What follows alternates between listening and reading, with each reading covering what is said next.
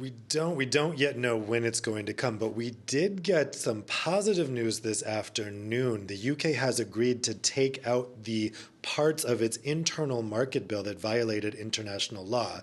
This is that dispute over the Northern Ireland border, with Boris Johnson walking back what he had agreed in the EU divorce deal, that is to make Northern Ireland effectively part of the EU's customs zone and to set up a customs border in the Irish Sea.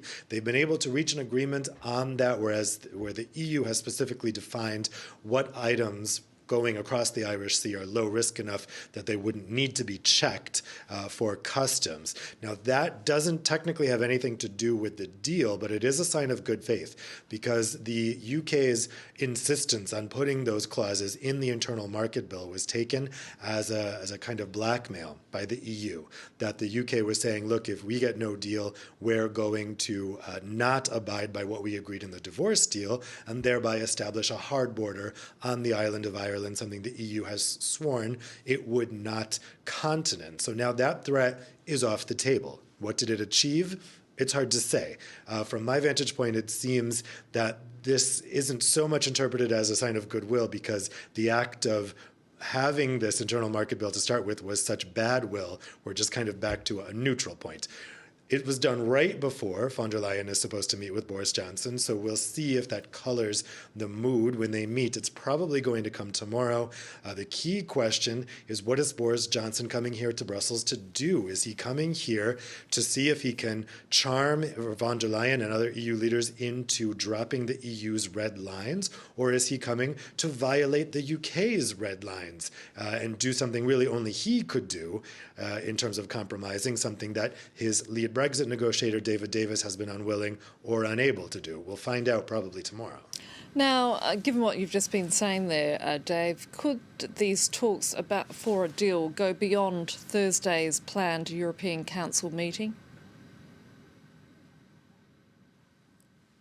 We're getting really conflicting messages on that. First, the EU chief negotiator Michel Barnier told MEPs and embassies here in Brussels that the talks would not go on past Wednesday no matter what. Then the Commission spokesperson said today, oh, no, it's possible that the talks can go on after Thursday's European Council summit. For the moment, the talks are stopped. That statement last night after the phone call between von der Leyen and Johnson suspended talks. Negotiations are not going on anymore.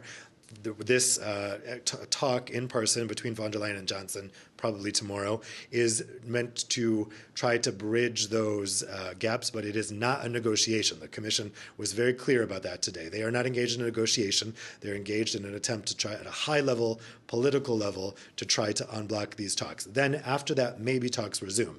Do they resume Friday and then that's it? Could they go on next week? We don't know. We had the Dutch ambassador saying today that it's possible that the EU uses all of the time until December 31st. In fact, he encouraged the EU to use all of the remaining time of the month to have a continued negotiation. So right now, we just don't know if Thursday's in-person summit of EU prime ministers and presidents is the real deadline. It may be something that the EU leaders decide on Thursday at that meeting, but the key point is the EU does not want to be seen to be the one walking away from the table.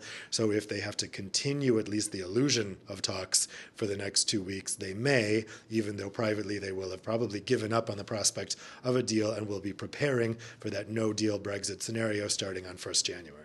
Dave Keating, thank you for that.